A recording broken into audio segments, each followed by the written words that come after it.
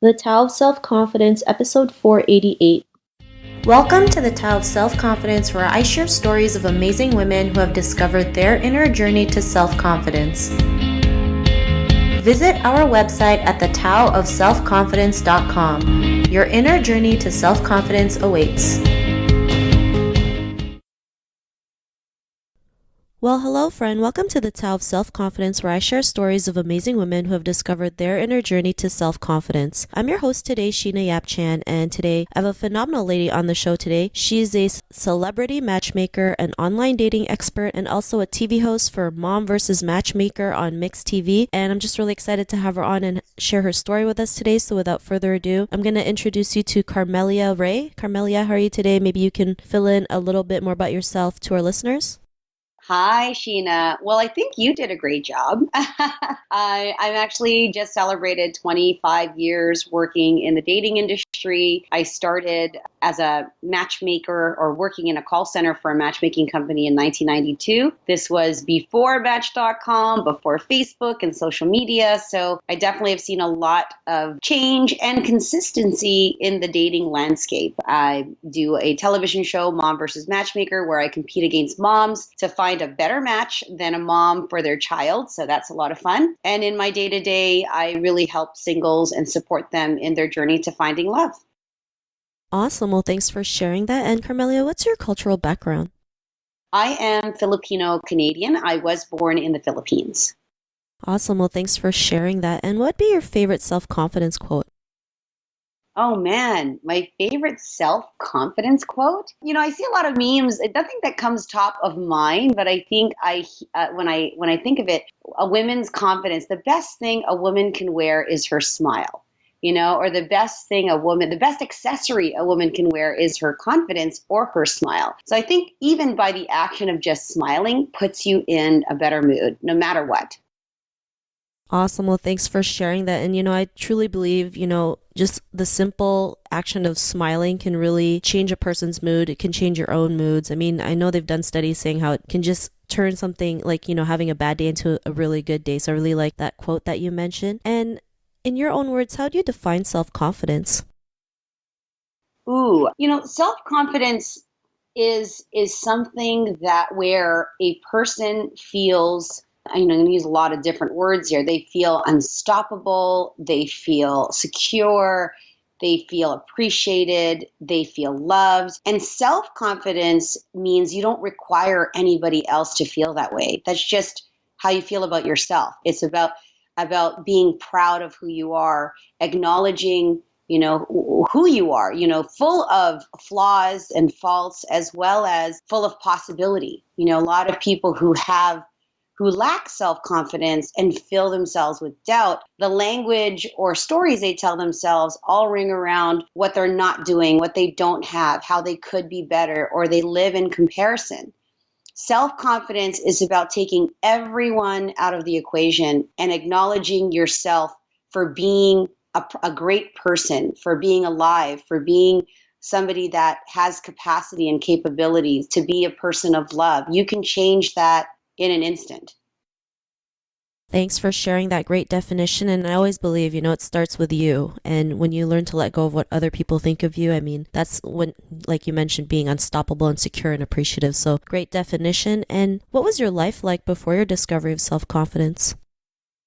I think, and just to say that, self-confidence is a conscious decision. I mean, we have to affirm who we are. There are days that even for someone who seemingly is successful and they've got a TV show and they've got all this going on, that your confidence can be shaken when you're in a difficult situation or trying something new or facing fear.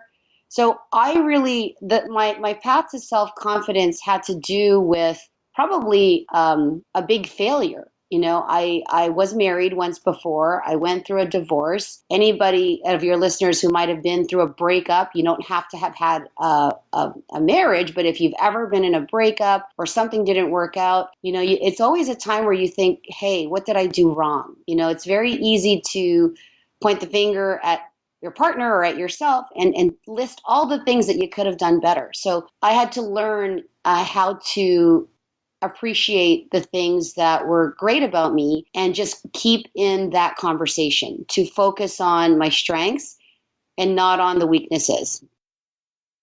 Thanks for sharing that. And I know we're all guilty of that, right? When we go through a relationship, we always think it's us, it's our fault. And, sometimes just things don't work out, right? Two people just maybe don't get along together, have different views, but it doesn't mean it's your fault or something's wrong with you.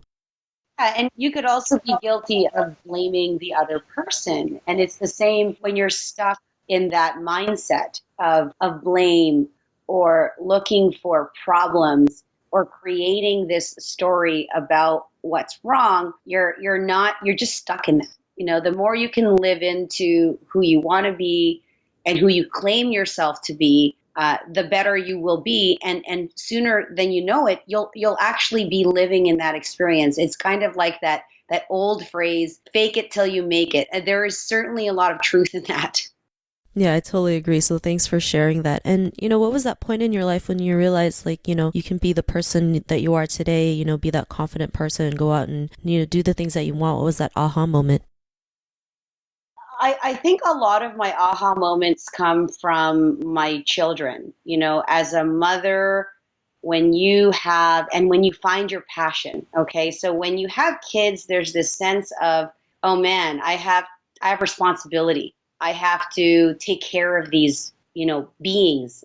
So that's when I realized I've got to be the best version of myself for them. And also, when I was in a bad place and stuck in that bad place, I had a choice to make. Either I stay in this, bad place that I'm in and go deeper down the rabbit hole, or I can look up and get up and just get far away as possible from that place that I was before. So that's, maybe the longer answer, but you're thinking for finding your passion is really important. I fell into my occupation as a younger person. I loved helping people.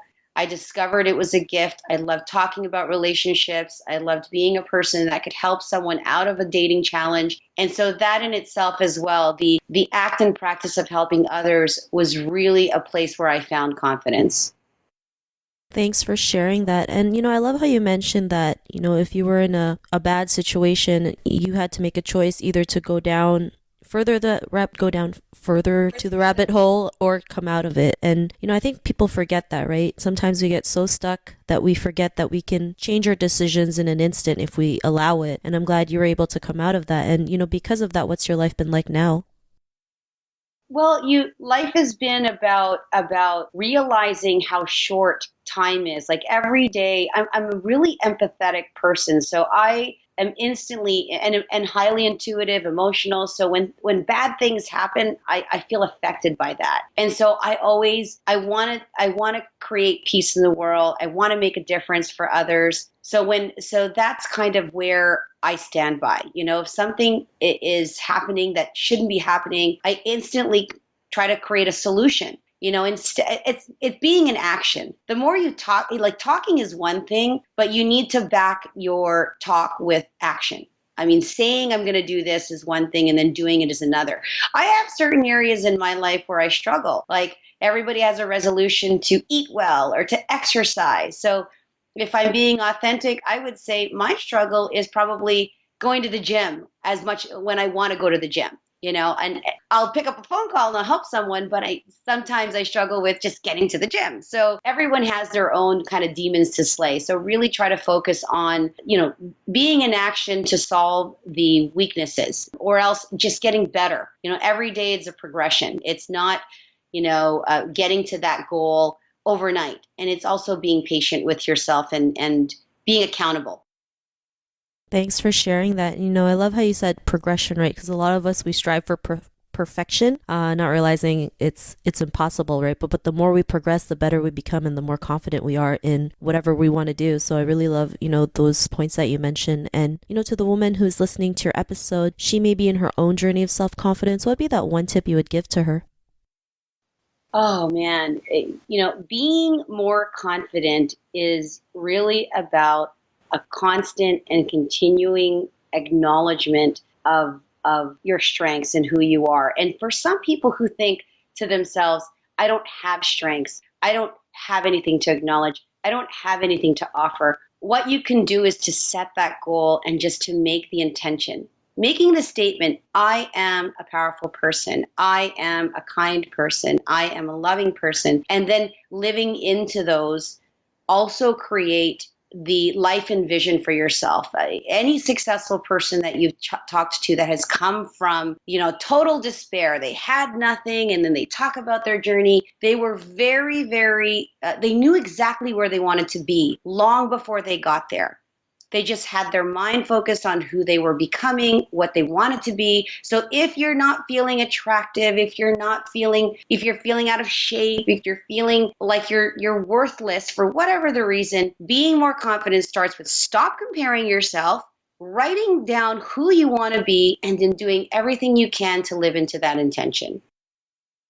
Thanks for sharing those great tips. And I always believe setting, the right intentions really does give you that focus and path to becoming, the person you become. So I really love that tip that you mentioned. And if our listeners wanted to get to know a little bit more about you and what you do, or check out your TV show, is there any links or social media profiles we can connect with? Yes, it's so easy to find me and connect with me because it's all linked to my name. So Carmelia Ray, so carmeliaray.com. On Instagram, it's at Carmelia Ray. On Facebook, it's at Carmelia Ray. And on Twitter, it's at Carmelia Ray, as well as LinkedIn. So I'm easily searchable. You can look for me through my name. and I also have on my Instagram account, for those who are single and listening and would like to be matched or be part of my database or singles community, you can fill out an application on my website, Carmelia Ray Matchmaking.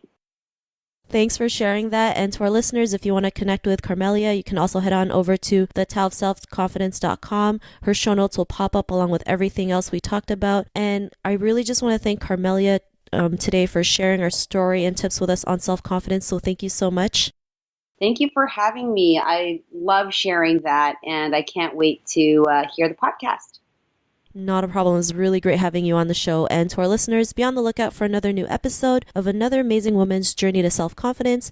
And we'll talk to you soon. Bye for now.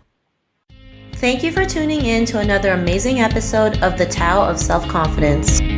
Get your free audiobook by visiting our website at thetowofselfconfidence.com. Your inner journey to self-confidence awaits.